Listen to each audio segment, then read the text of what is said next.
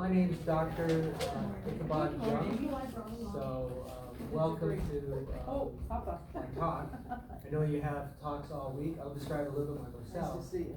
I'm a urologist. I'm a retired urologist.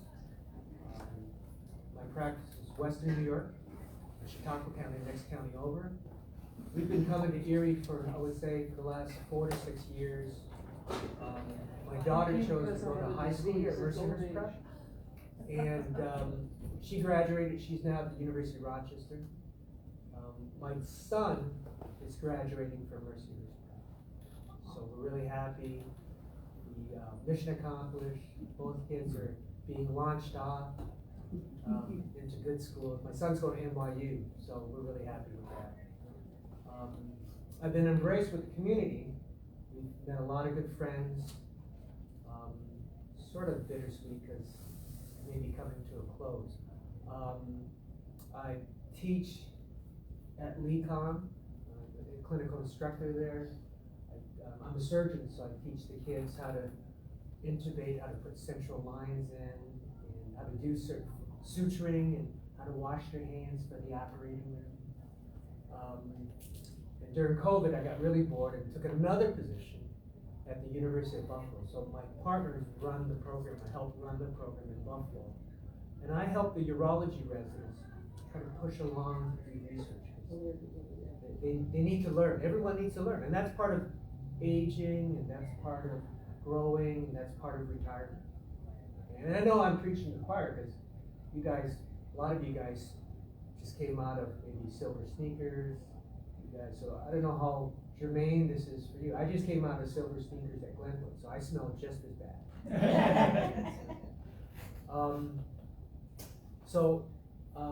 About a few months ago, so I've given talks at Glenwood numerous times. So I got approached and said, Doc, we need someone to join our community advisory board. We need a doctor. I said, okay, just as long as I don't get sucked into too much work, because I'm pulled in several directions, I can help. So Ellen asked me, Sean Beers asked, I'll help, I'll do whatever I can. And so there's a lot of programs that the Y has that I wasn't aware of, so I'm naive to these programs. So I actually went to the website and said, wow, there's excellent programs. We should reach out to the community, let the community know all these programs. And bad things that can happen, so this is, I don't know how to grab people's attention, bad things that can happen if you don't follow these programs very well. And the first part, we'll go through all the different programs. And feel free, if you have any questions, being streamed live, if you have any questions, just ask. So what are the programs, the chronic disease prevention programs that I discovered? Speak a little louder. What are the chronic disease programs that we have at the Y that I didn't even know about? I don't mean to yell at you, I'm yelling too loud. So we have a diabetes prevention program at the Y. And this is relevant. Why? My wife, well, she's a diabetic. And she was on metformin. She was on a drug. However, doing silver sneakers and watching her diet very well, she's no longer taking medication. So this is relevant for me. This is very pertinent for our family. Blood pressure monitoring program. There's a self-monitoring program we'll talk about. Smoking cessation program. So that means stopping smoking. There's a whole program at the Y for this. Fall prevention program. Okay? That's why we do certain maneuvers at silver sneakers, balance, whatnot. But there's an actual program at the Y. Because when you fall and you break something, we got big problems. And then there's an Alzheimer's dementia program. So all this is tied in. How do we screen effectively for Alzheimer's disease? All this, unfortunately, all these programs are needed, not only in the Erie community, but throughout the whole country.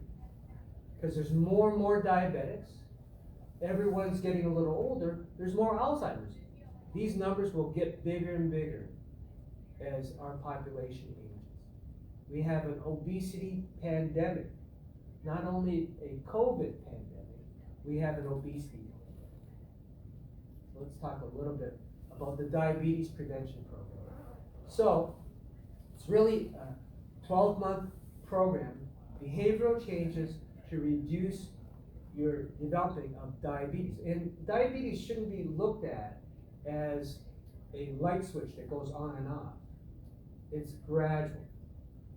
So maybe initially you get what's called glucose intolerance, and it gets worse and worse, and then you're having to take metformin, and then they start throwing more and more drugs on you. And then the pancreas begins to fail. Then you start taking insulin. Just maybe a little insulin to begin with, more and more insulin. Right? And then you still feel good. This is how insidious it is. It creeps up on you. So my wife is pretty smart. Right? So she knows, she feels pretty good right now. But she's so adamant, I'm not breaking any rules and secrets, but she's so adamant to control her sugars. She pricks her finger, and when she doesn't like her number, she sticks my finger. That's my wife, right? But I just prescribed her one of those continuous monitors, and she feels good. Right?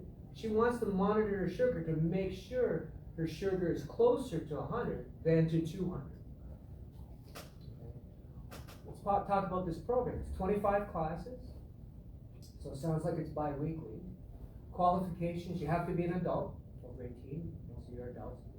You have to be overweight, so that's a body mass index of greater than 25%. Most people, a lot of people, like I said, we have an obesity epidemic. A lot of people are obese. Elevated blood sugar. So just a fasting sugar, meaning you haven't eaten anything. First thing in the morning, greater than 100. Or after you eat some food, greater than 140. So the purpose of insulin is to drive that sugar within the cells. If it can't drive it within the cells, your sugar level will go up. Or hemoglobin A1C, which is a product of measuring how you are over a longer duration, if it's in the 6 range. This qualifies you for the program. Okay, so this is what I learned about the program. There's a risk test we look at. So there's a point system. So 1 point if you're in your 40s, 2 points if you're in your 50s, if you're in your 60s, 3 points. So the more points you add up, the more likely you have to have 5 points to qualify for this program. So figure your age out. If you're a man, you're at high risk. You get 1 point for being a man. If you have gestational diabetes, it means when you have your baby, they do what's called a glucose tolerance test. This is how my wife discovered she had diabetes. When my daughter was born, we can blame my kids now. When my daughter was born, that number was a little high. So that was the harbinger, that was the canary in the coal mine that said, you know what, something's not right. You're at high risk, and she is. Why? Because she has a family history of diabetes. Her parents are diabetics. You can't change genes. So here, 1 point, there's the next point. 1 point for family history of diabetes. 1 point for being hypertensive, your blood pressure's high. 1 point for being sedentary, meaning you don't move. You don't go to silver sneakers. You stay at home. And then you can see 1 point for being overweight, 2 points for being obese, and then morbidity. So these are determined by body mass index. What is a high hypertension? What's a high number? Yeah, so the question is, what is hypertension? So actually the AHA, the American Heart Association, what I'm teaching the students, they're making it real tight. So traditionally, maybe 10, 20 years ago, when I went to med school, it was like, 130 over 90, that's acceptable. Not anymore. We'll talk a little bit more because the next one's about hypertension, but they want it really tight, like closer to 120 over 80. That's called the systolic over, and a lot of people are running around with higher numbers. A lot of people are. Right?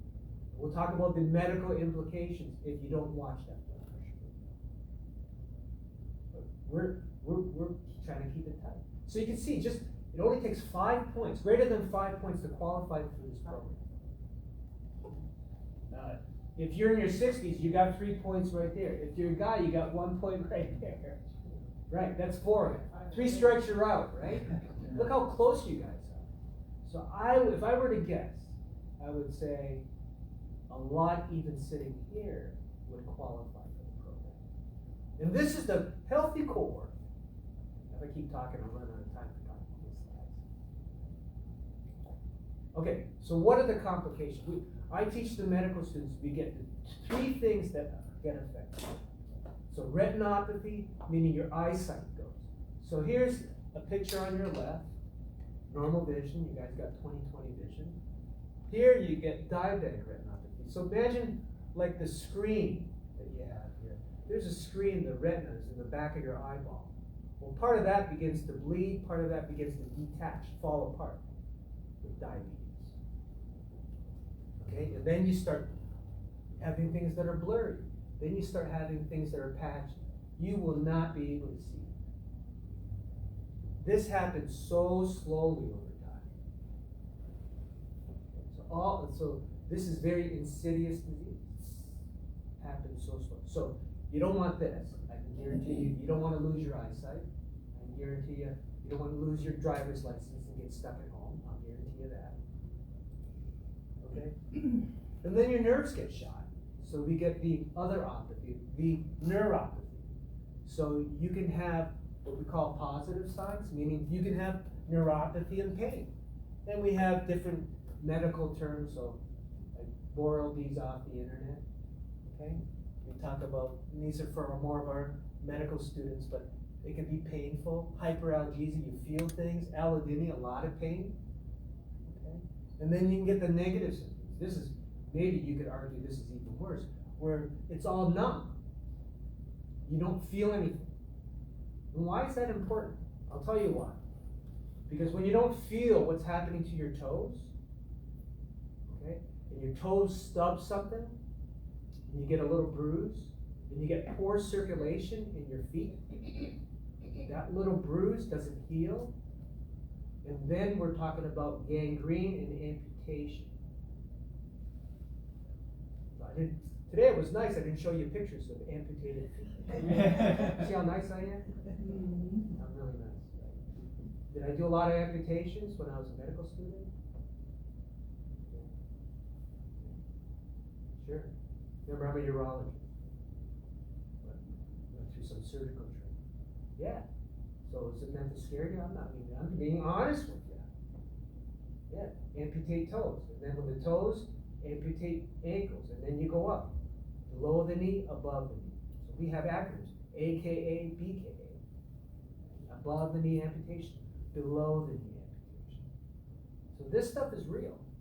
I'm not making it up. Right? This is why we teach our medical students, beware, be cautious of diabetes. Screen your primary doctors, care doctors should be asking, should be screening you for diabetes. Okay, and then the other apathy is nephropathy. That means there's a normal kidney, there's an abnormal kidney. So our kidney function diminishes when we get older. Our hair gets thinner and grayer. Okay? Happens. We get wrinkles that get deeper. But with diabetes, it gets pounded with so much sugar. You can look at it that way. That the kidneys actually shrivel because it's being pounded all the time. Never mind blood pressure. That's another topic. It's the same thing. It gets pounded all the time. The kidney gets smaller, shriveled, and over time, you get end-stage kidney disease. So we talk about chronic disease. That's the top. Stage 1, stage 2, stage 3, stage 4. Once the kidney gets down to less than 20% function, we are talking about dialysis. Has anyone been to a dialysis ward? Has anyone known it? It is. It's depressing. Now, I could never be a nephrologist. Why? Because when I was a med student, I went to the ward. You go 3 times a week. This is hemodialysis. 4 hours a day each time. You hear this drum, this machines are running. And people are just like reading a magazine or watching a TV. It was so depressing. I couldn't. I'd rather, take care of someone with a kidney stone. They'd love me forever. I'm a cheap date. But to do that day after day after day, seeing these patients with no hope, unless they get a transplant, I couldn't. I couldn't. But that's the end result. If you don't take care of your diabetes, you don't take care of your kidneys. No graphic pictures this morning, okay? But this is what happens. Okay, so diabetes affects those three things. So those are the apathies we talked about. Okay, so that's one topic. The other topic is hypertension. So there is a blood pressure self-monitoring program here. It's a 4-month program. And mainly you deal with changing your diet. So what's the biggest thing in our diet that causes hypertension? Sugar. Salt. Salt. Sugar was diabetes.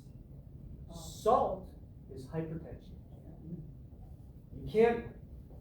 Right? So all these things, think of it. Why we're built to want to crave sugar, because for eons we've never had sugar. It means we're able to have energy and stuff. But now we're inundated. All that food is inundated with sugar. Right? Salt, same way. Salt was very expensive at one point. You know your Roman history and know the word salary, right? It was very expensive. But now salt is ubiquitous. It's all over. So our nature is we want to crave things that are bad for us. So we have to fight human nature.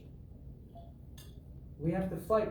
I don't want to put salt in my food. Go ahead. But everything we buy is preserved with some kind of salt. Yes, so anything, that's a good point.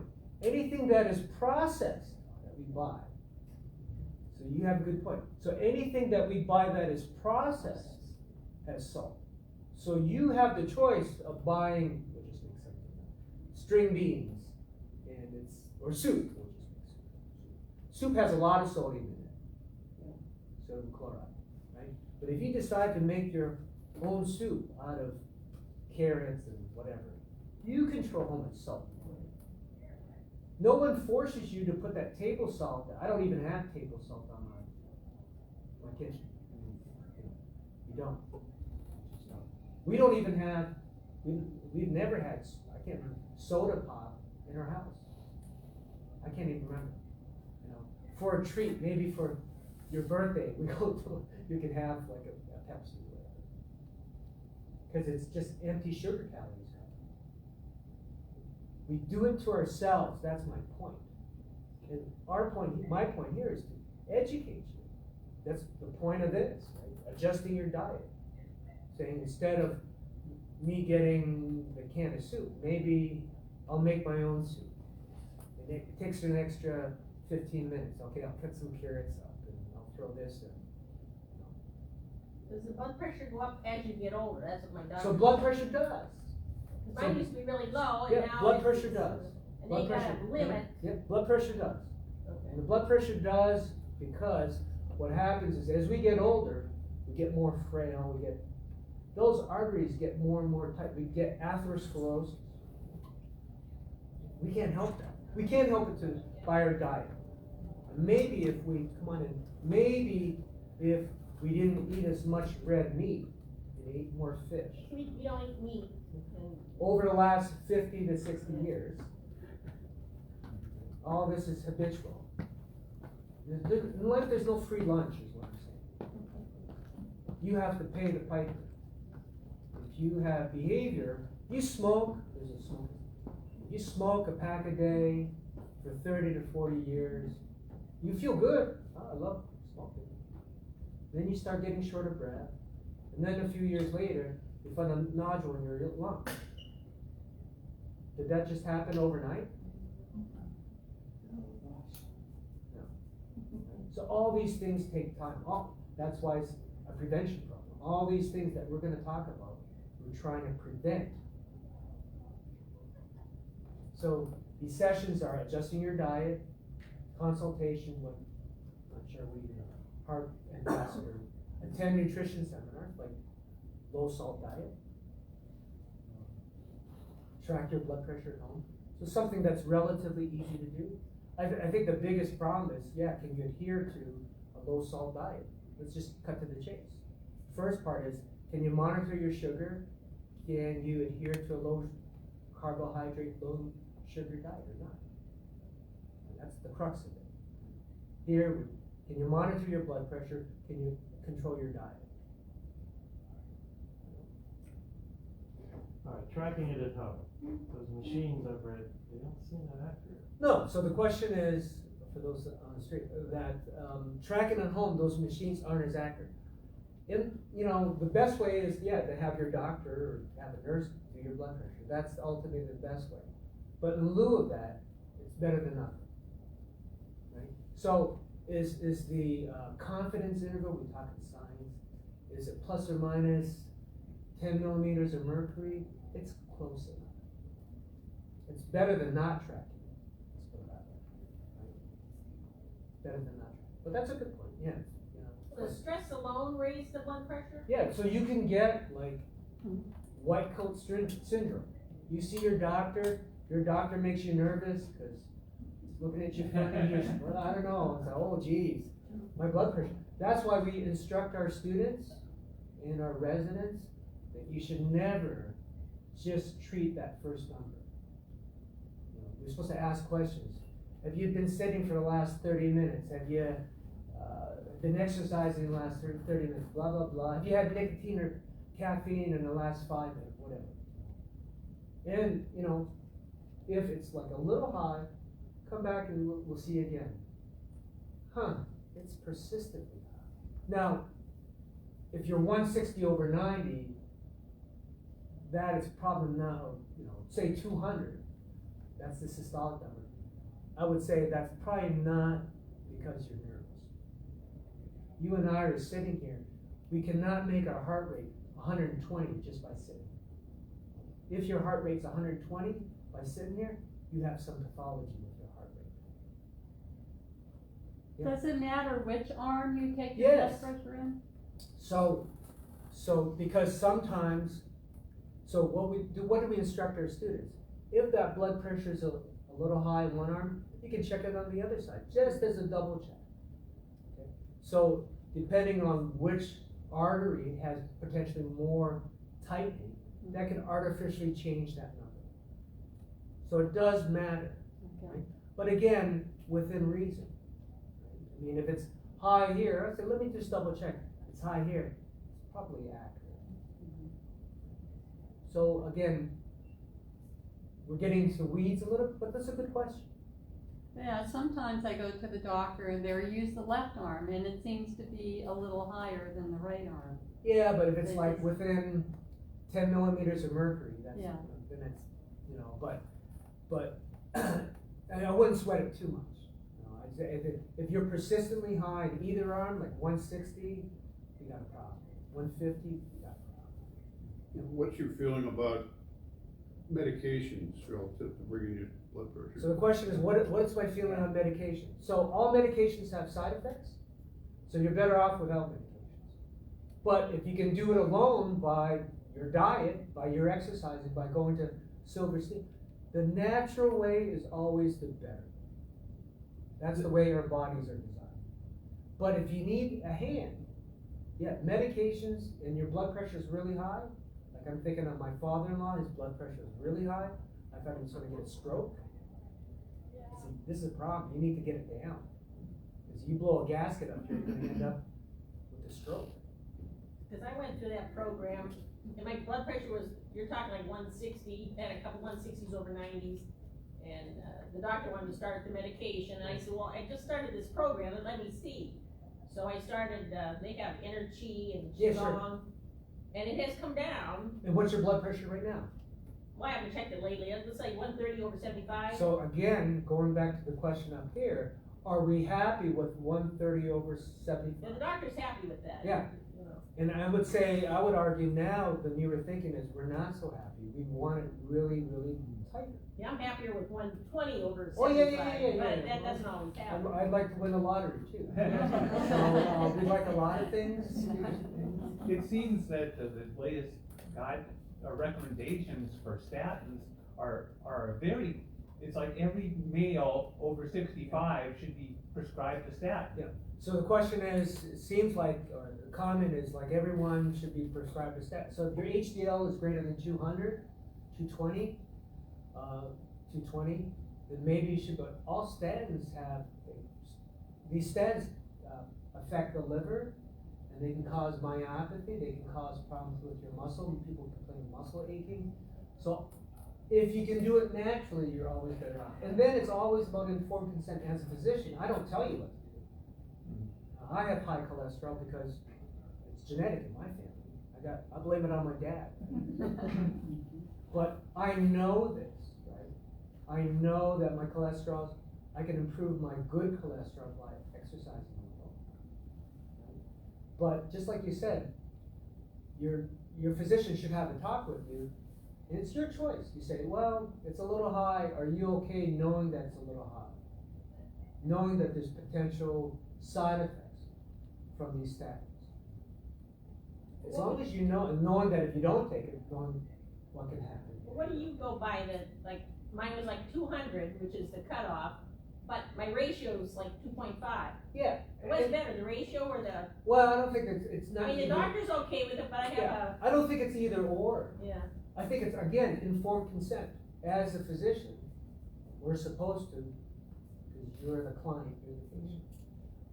Our assumption is we have a knowledgeable patient, a consenting adult. That's the assumption.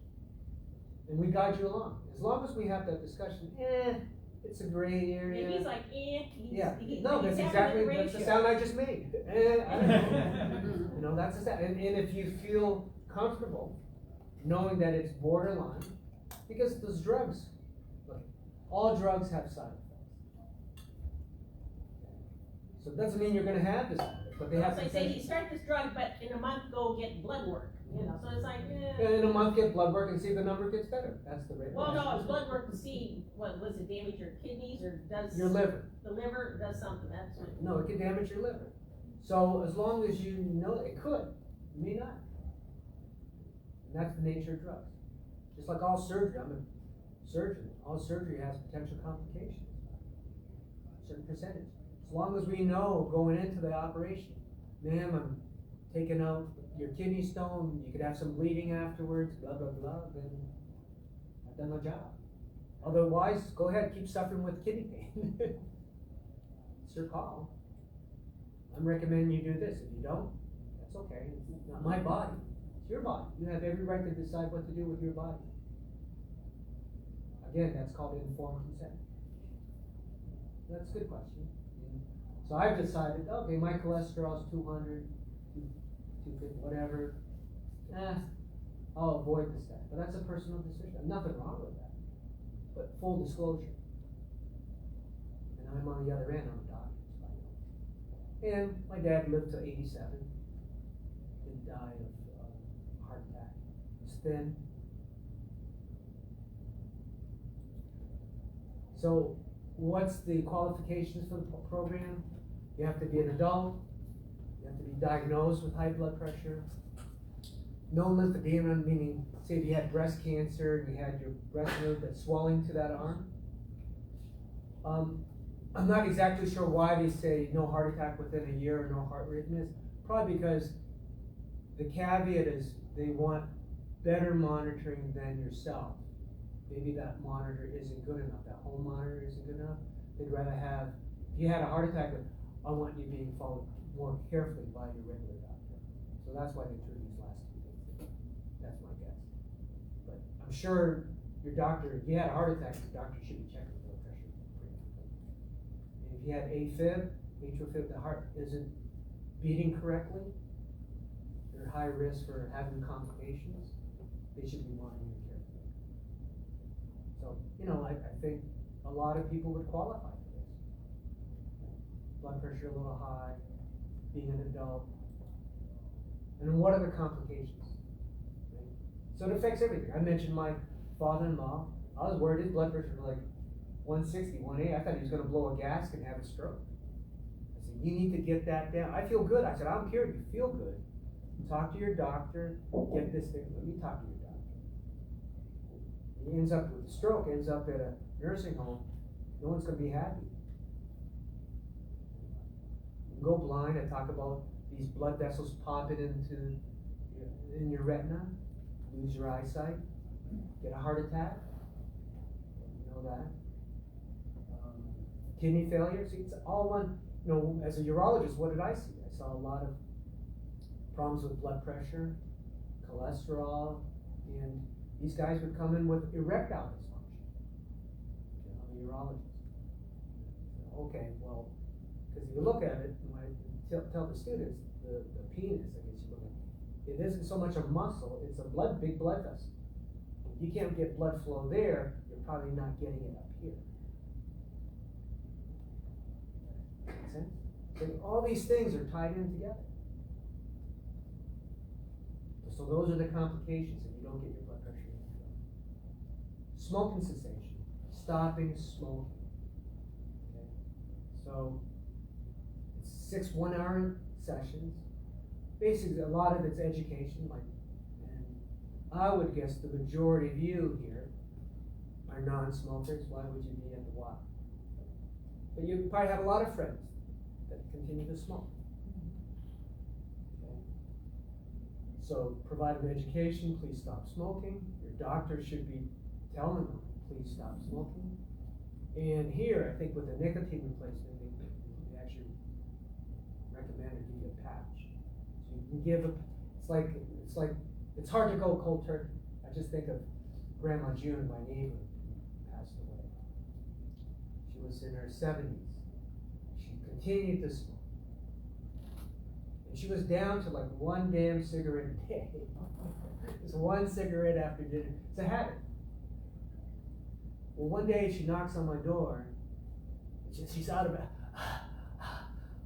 I can't breathe. She's already on oxygen.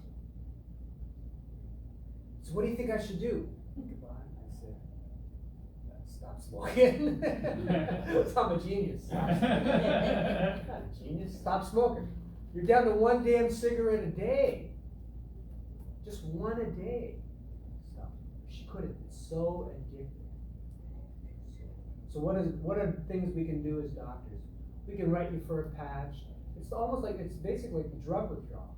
We're replacing one form of nicotine for another. So the patch eases that tension up. So you can wean yourself off.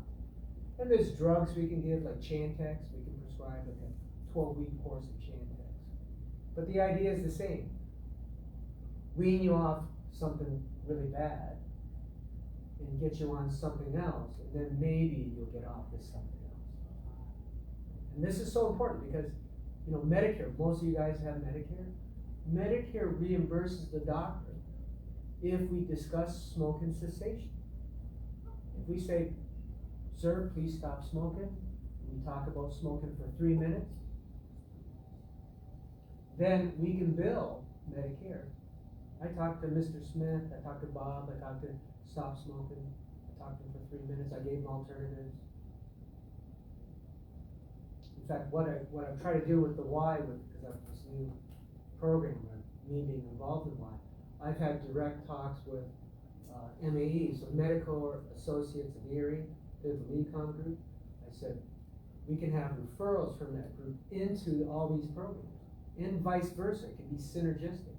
Anyone here that has a doctor, they go see their doctor, talk about me getting on nicotine replacement, or whatever the problem. So it's like win-win. Everyone, this is like the low-hanging fruit, right? Because the doctors get to treat you as an outpatient, not have to take you into the hospital. Patients win. They don't end up in the hospital sick, or losing a toe, or going blind. It's like a no-brainer of all no-brainers. Like choosing Charles Barkley to be when I played basketball 1-on-1, right? It's like, this is like a no-brainer. So what are bad things that can happen? So chronic diseases, look, it's the same recurring theme. Blindness, you can have a stroke, heart disease, a heart attack, hardening of the arteries that causes hypertension. Lung problems, obviously if you smoke, you can get COPD. emphysema. So what affected me as a urologist? Well, guys would come in infertile. They can't have kids. That's interesting. Hip fracture? Maybe. What about the cancers? Everyone thinks of lung cancer. This is what's perplexing. Everyone just think, okay, I smoke, get into the lungs, I get lung cancer. It doesn't quite happen that way.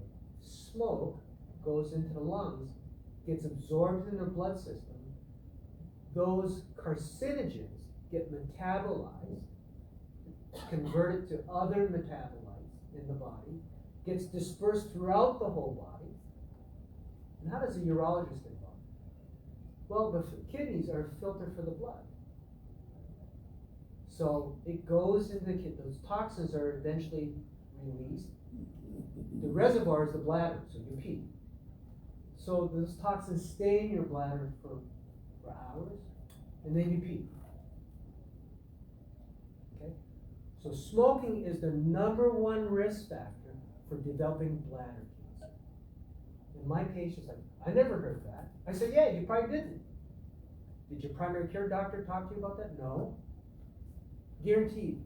Why? Because they're so busy worried about lung cancer. You know? #1 reason for getting kidney cancer. So it's up here. So I'm glad that I pulled this from CDC.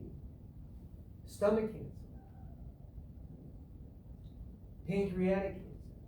I think of my former landlady in Milwaukee when I was a med student. Pancreatic cancer.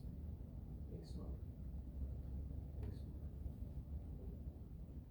Bladder cancer. So, yeah, no one tells you these things. Maybe that's something you learned today. Did you all know that it causes bladder cancer? Probably not. You know it causes kidney cancer? Probably not. Unless you're one of my medical students, probably not. That was awake during my lecture, probably not. Probably not. Well, the pancreas, is that on the left side? I'm trying to read the. So the pancreas is in what's called the retroperitoneum. Yes, so it's on right here. So it's down here. Down there, okay. It's So right I'm in gonna the get center. this. So I think of Alex Trebek. He just died of pancreatic cancer. By the time you have symptoms, it's too little, too late. The horse is outside the barn. Steve Jobs, pancreatic cancer. Try to go holistic. Try to avoid surgery. By the time he had surgery, too little, too late. My landlady in Milwaukee had this big operation called a Whipple operation. I hated the operation. It was like 8 hours standing on your feet. You take out the pancreas, you take out the head of the pancreas, you take out the bowel, you may have to resect liver. Big operation, hours and hours, bloody operation. Ended up in the ICU with tubes in the nose, tubes all over. And at the end of the day, the patient could still die. You haven't helped the patient. So why not prevent it? Why, bad luck is bad luck. By the time Alex Trebek felt his symptoms, it's too far gone.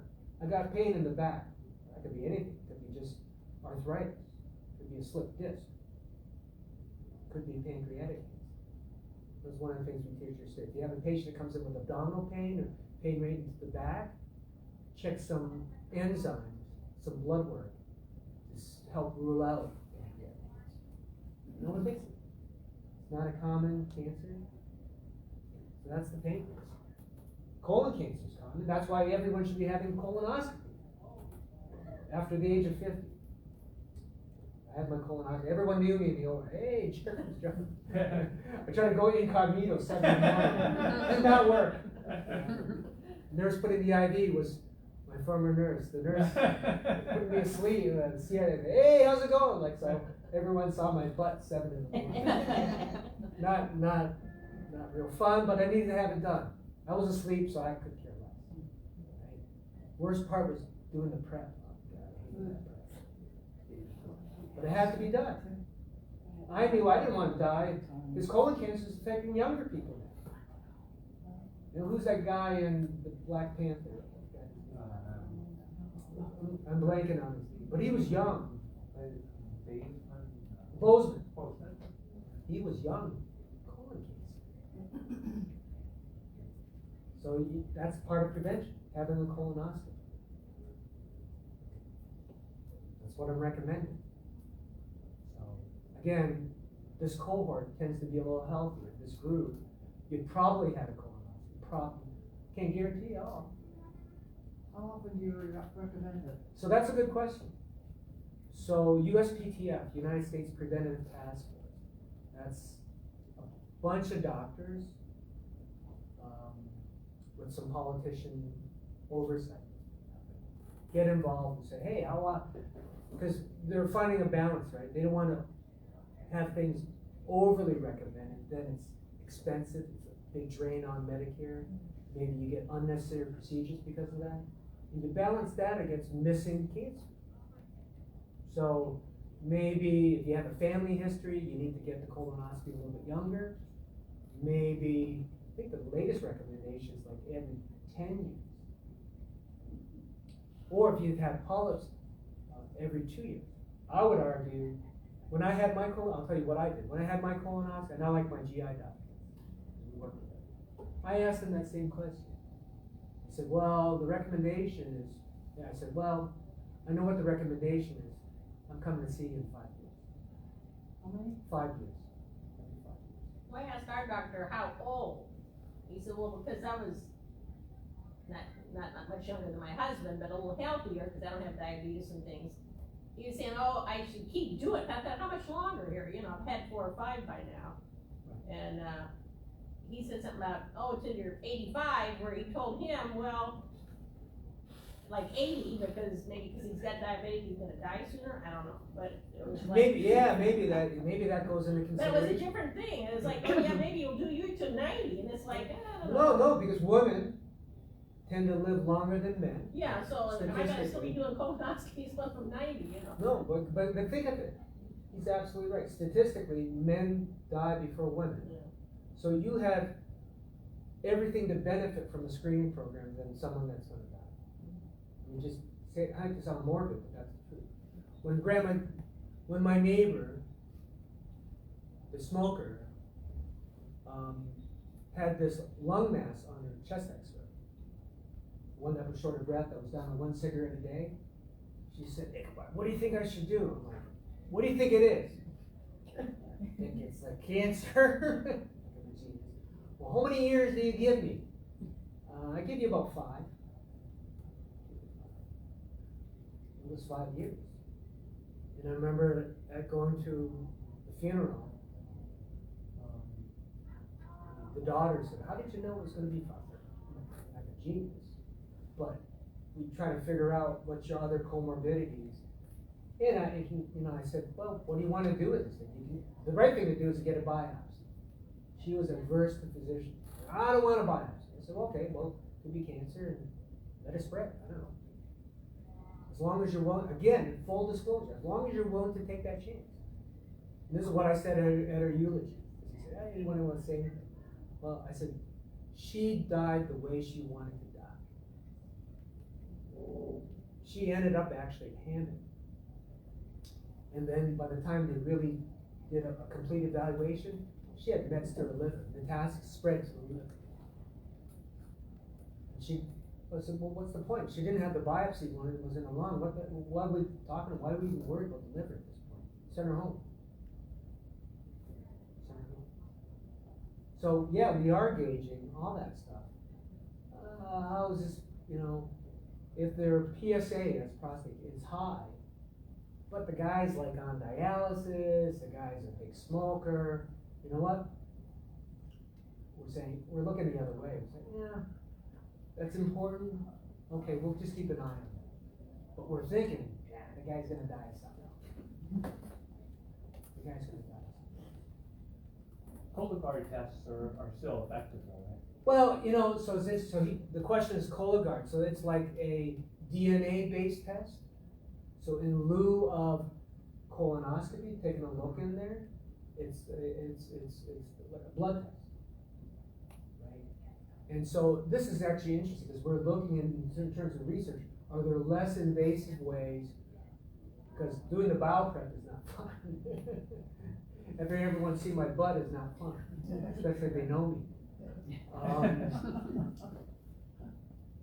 So if you look at the indications, they're saying if there's a strong family history of it, maybe you should still have the colonoscopy. So there's caveats, because we're not that comfortable saying it's good enough. We're not that comfortable. It says spine is 95%, so you already have cancer if it shows up in your Cologuard, right? It finds 95% in a certain cohort. So you have to, so this is what I teach our residents. When we do, actually I presented something last night. When we look at studies, the layman's not gonna understand. You guys aren't gonna understand the fine print. The doctors are supposed to understand the fine print and what was the impetus for those studies and what are the nuances in those studies. That's what the doctor's job is supposed to guide you along. Ultimately, you make that decision.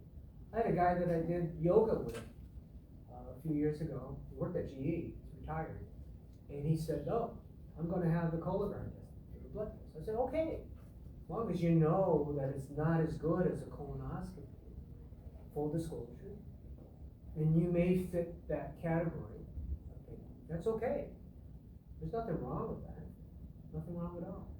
It may be good enough, right? It's maybe the difference between checking the dipstick in your oil, making sure that it goes between that line, and maybe the more scientific way of actually measuring how much oil is in that engine.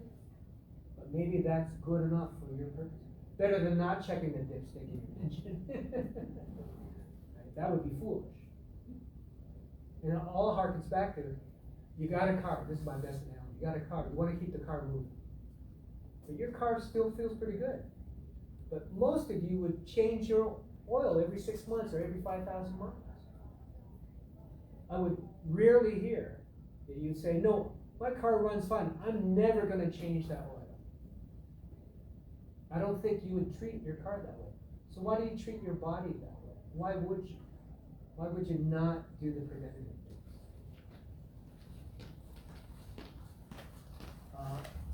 So there's another program, Moving for Better Balance, basically trying to prevent falls. So it's an 8-week program. It's instructor-led. I guess it's Tai Chi based. Tai Chi is good. But basically, and it's a lot of the stuff we do in Silver Sneakers anyways. Strength, balance, flexibility. Basically like Tai Chi. Like yoga, like gentle yoga. 2 45-minute classes a week. You can certainly do it on your own, 2 hours plus at home practice. Stuff that you can do it on your own. So what are the qualifications? You have to be over 65 and have some balance issues. You know, we had a screening, I think a month ago, 2 months ago, just to see where you're at, your baseline. And then if you're younger, over 45, but you had some medical, say if you're diabetic or something, and you had some kind of imbalance. So the bar is set pretty low for qualifying for this program, I think. And so why is this important? So this is the medical reason why it's important. So fractures. So women tend to be osteoporotic, meaning your bones are very, very weak because of menopause. So a lot of you may be taking calcium with vitamin D to try to bulk that bone up so that if you fall, you don't fracture. And I can tell you a statistic. If you fracture and have a hip replacement, 50% of those individuals would end up in a nursing home. I can guarantee you, you do not want to end up in a nursing home. I can guarantee that. I can guarantee you, you want to end up back in your home. That's the best place to be. Now, taking like calcium and things, I swore my doctor told me one time that doing that really doesn't increase my bone, it just keeps it where it's at. Right. So I take a Wasamax, Sure. So generic. that's why it's very, very important to set the foundation when you're young. To set the foundation by having enough calcium when you're young. Because we know that it's like, it's like skiing. If you have a good solid foundation of skiing, you know as it gets warmer, it's gonna, the depth of that snow will shrink. Likewise, if you have a solid foundation, the chances of you, because you can have what's called a DEXA scan, the chance of you having a fracture is a lot smaller than if your foundation is pretty bad. But it won't add more bone in. So the calcium with vitamin D won't add more bone. So then they're talking about denosumab, Prolia. Is that like Vosmax? Is that what you're? Oh no, that's something different. That's different? So that's a bisphosphonate, so I'm using that. So there's a newer type of drug Oh. that you can give that is given through an injection, subcu, every 6 months. Denosumab. It's called it's not a medical class, but it's what I teach you. It's called a rank ligand. But we have the same problem. Men can get the same problem. Men have a higher bone density.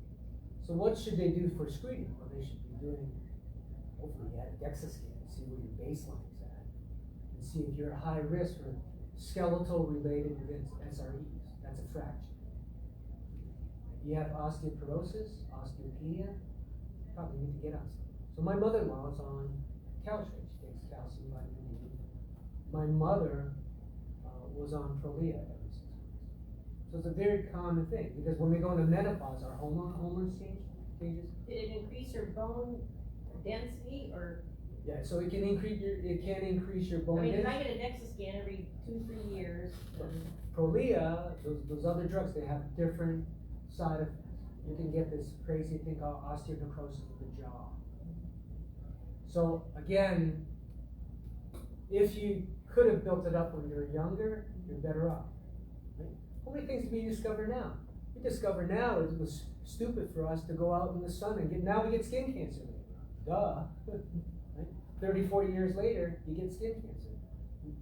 But it wasn't because you're in the sun now, it was because when you were a kid, there wasn't any lotion, there wasn't any SV40, whatever the blocking thing, no one knew about it. Doctors were smoking 40 years ago. Going outside the hospital, smoking cigarettes, go to the VA, right? That's what they were doing. It harkens back to the more natural you can keep it, the better off you are. I don't think we were born with a pipe in our mouth. So they have this hospital picture, 800,000 people, this is probably old data, 2017, 27,000 deaths, hip fractures, 95% caused by falls. 25% of Americans will fall.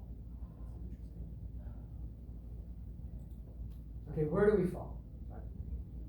We tend to fall in the bathroom. So over a third of our cases from falls. That's why you have to have those grab bars. That's why you have to change wherever you live to make it safer. It's part of the geriatric place. Make it safer, grab bars, maybe even the bathtub is one of those. Now that I'm older, I get ARP. I'm enjoying ARP, so I get the magazines. I see what everyone else is seeing. So you can go into now these shower stalls without lifting your whole foot up. You can sit there and you can turn the water on. Easy peasy, not a normal bathtub. Right. Everyone wants to stay clean. You should stay clean. Right? But you don't want to fall. When we talk about rugs and having no throwaway rugs at home and all these other things, more than a third is in the bathroom, bedrooms, where, grandma, she was smart. Her bedroom was upstairs, so she installed one of these lifts in her house. Her bedroom's upstairs. Up, down. Genius. Smart. Except the one cigarette patients. What do you think I should do? I don't know, stop smoking. Kitchen, so you try to make it as dummy proof as you can as you get older. So maybe living in a one-story house, not a two-story house. Or if it's just two-story house, has one of those lifters that go with it. Less is more. As we get older, our happiness is the less stuff we have, simplify your life, you'll be happy. The more stuff is just more stuff. You don't need stuff. Stuff doesn't make us happy. Experiences make us happy. Spending time with family and friends. Okay, and what are the most of the faults? They're accidents. So common fault. What do I see a lot? My neighbors, they have dogs, they walk their dogs, the dog pulls them on a leash. Big fractures, very common fractures called a Colley's fracture. They're radius plus, so they're in a cast. This happened to my neighbor. Very common fault, because you reach out. It happened during pickleball. Maybe you're not so good at backing up, because some guy puts a lob on you, lob it over your head, you back up, you slip, you reach out your hand. This is the weakest spot. Boom. So accidents, you have some balance. This is why we work on our balance, the silver sneakers. And then if you're immobile, what are bad things that happen if you're stuck not doing anything? Well, you get dehydrated, you get pneumonia. That's why in the hospital we make our patients walk. We don't want them getting atelectasis, where the lungs struggle and they get a fever, pneumonia. You can get contractures. You see all these patients with contractures that have strokes. They're immobile. Constipation. You don't move, your bowels don't move, you get constipated. And decubital ulcer, that means you lay flat there, you get ulcers in the back. That's why at the nursing home they rotate you like a rotisserie chicken. So you don't end up with ulcers in your buttocks or your heels. So these are all bad things that happen. You get cold, institutional, that's bad. Look at that last, number 10. Loss of independence. I would say that's a big thing. You guys don't want to lose your independence, trust me. Because there's a lot of ramifications. Psychological, you get depression. You lose your driver's license, you lose a lot of your independence. You do. I mean, you got to be able to see. You can't get into a car accident. Flip side is, it's got to be safe. You lose that car, unless you get wheel trans or whatever it's called around, so it's hard to get around. So bad things that so you can't fall. And then I think this may be the last one. Alzheimer's. So Alzheimer's is increasing because the population is getting older.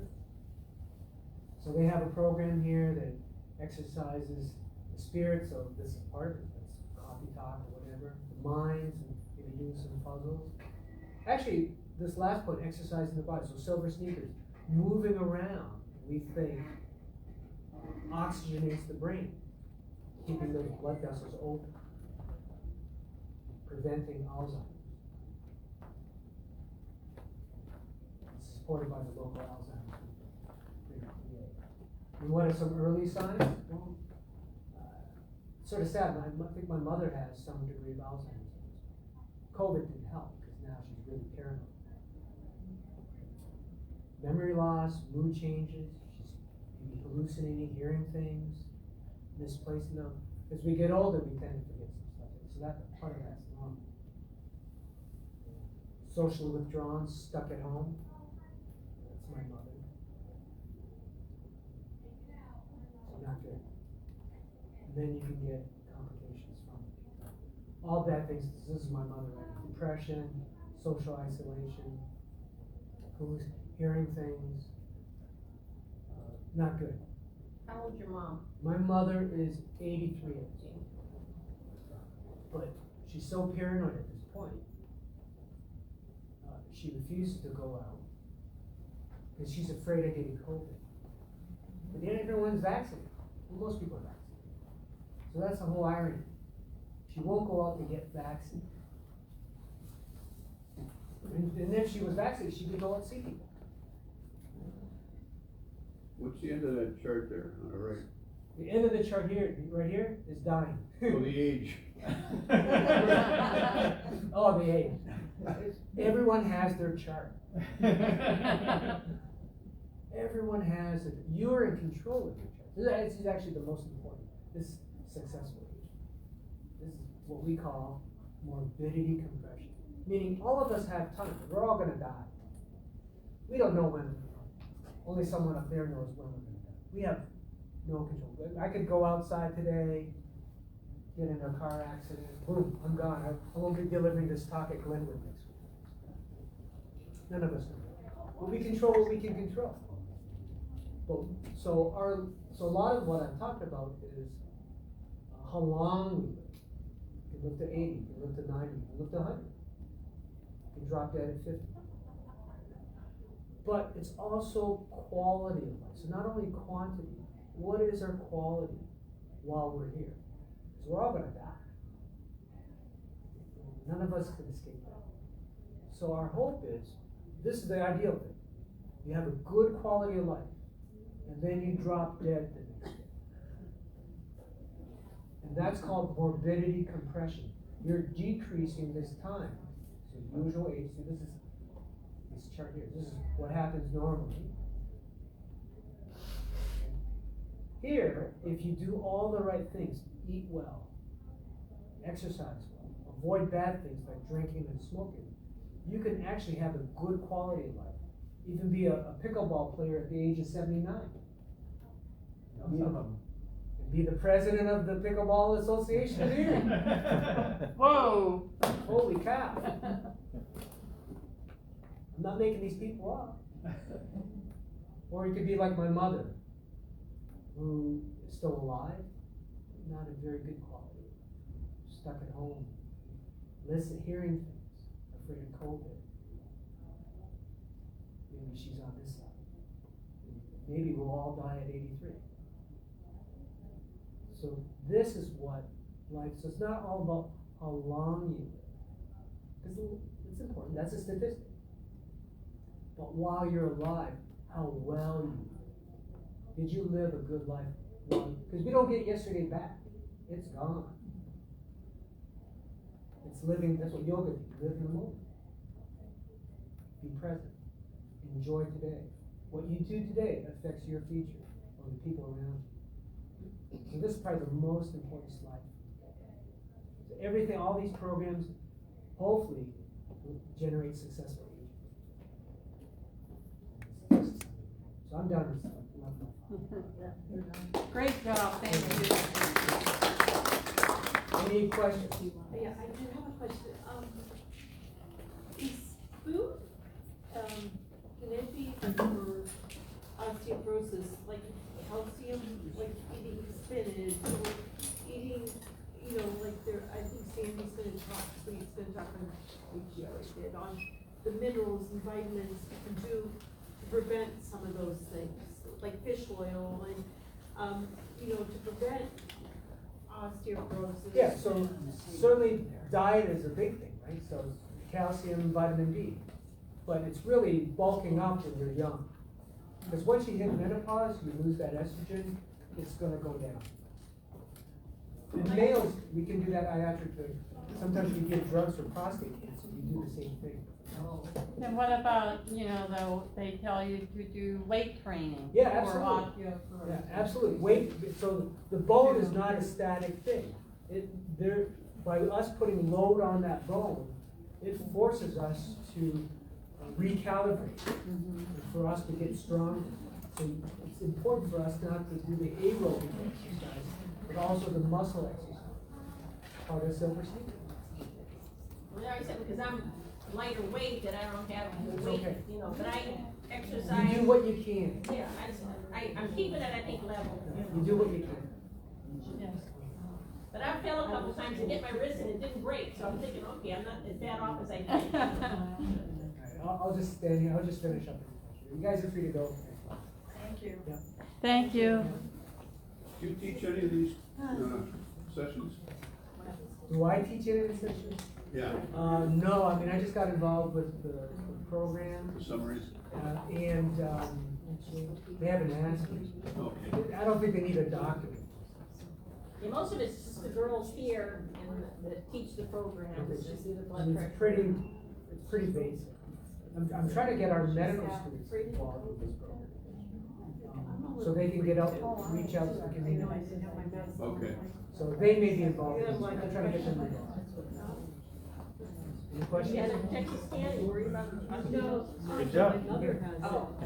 Did you learn I anything? never did. I think so. Not really new, but it's good to hammer it in again. Sure. You know, my mom has it, I might actually. Thank you. Oh, yeah. Good I afternoon. got a DEXA scan after I was 50, and she was surprised. Judy, Miss Judy. These numbers that go up. So she put me on Boston for, I was on it for years. She said, oh, that's about 5 years, and I go, no. No, it doesn't help. Why did you It's take, been you were taking cancer? That's my problem. Every week, I was off for a while now. No, that was. My levels were What's the name of the drug? a little lower, so he put me back on, so I Cancer went for is DEXA an alpha blocker, scan. usually, unless you're And missing she out on said, the oh, drug. you can eat all the cottage cheese and stuff you want, but it's not gonna It's like a build your bone potassium. back. Yeah, right, that's why I'm You can asking. show And me. he's talking about this, we got this intravenous thing, that I have to ask him about that, because I thought, I ooh. think you have the wrong, that's. First I would have to- Cancer What roses. minister you want to talk about? It's like a generic Boston, you take it once a week, with a lot of water, and it's never safe. Tamsulosin is allow you to pee. I haven't noticed it now, but. I think it got my. Tom came and dropped off my planter. Yeah. She said I was gonna get together and they dropped What's off. the other drug? yesterday. And And it, I gotta get, because like, there's, I don't. As you get older, Roller, as I get older, The the guy guys like pretzels. and there's Do you get also the the pointer pointer. check? Well. As I get older, maybe maybe it's it tests on, then Yeah, This you're is right. how you see it, I just tried it, and then it was Take that one. relaxed, but it's like, wow. Whatever. The Metamucil is, I don't think Yeah, it's that's- but boy, it really helps Yeah. to keep, and then it says it helps with your sugar and your cholesterol, which that's, I'm But she less said than that in a month here, and I'm waiting to see if that. on one of them, Cause I'm kind of borderline, it it was was making me nervous, cause I've never been borderline, Now, so now it's like, okay, my. Your arteries I'm will not get diabetic, It's tighter. very dry, I think of the and it's very, like I was asking Things him, that get cause us. my doctor said, oh, but your ratio's good, where this. I keep watering girls it, that work but there, they're I gonna get don't off. There's no green. She's She's always watching should be now. on cholesterol medicine, I go, I the doctor gotta never get a said right she should push be too. even on. Yeah, I got the wrong drug. So I'm And doing you that, have and I'm to do using, your peer. Which works. Sure. yeah, you always have to. Raise the crown, Anyway, thank you Hey, very you're much. welcome. You know you're I not do learn. Well, like he says, my blood pressure was getting, Yeah. I was not sure, I don't know, was it COVID or what, for a whole year, I just wasn't feeling Yeah. myself. And my So blood it's easy pressure with was the hard part if you higher, can decide. I just The other got stuff stressed, and so I started coming here for the Yeah, yoga this and helps the a lot. energy, and it has come Talking. down. Because Yeah. he wanted to start What medication, do I I have to said, do well, next? you know, try this To go first. to- I don't want to sleep at night and everything. But, And and then it's not like I'm see if I can caught talk in somebody in. urologist. Unloading the car. Even med. Oh. So this is, I'm getting it. I try to tell you, always talk. Curbside, Oh. Yeah. so that I don't have to So worry Jung, about, Jung. picking it up and It's fine. getting it in there. What is it you're getting? That's the Mulch. Oh. Could be.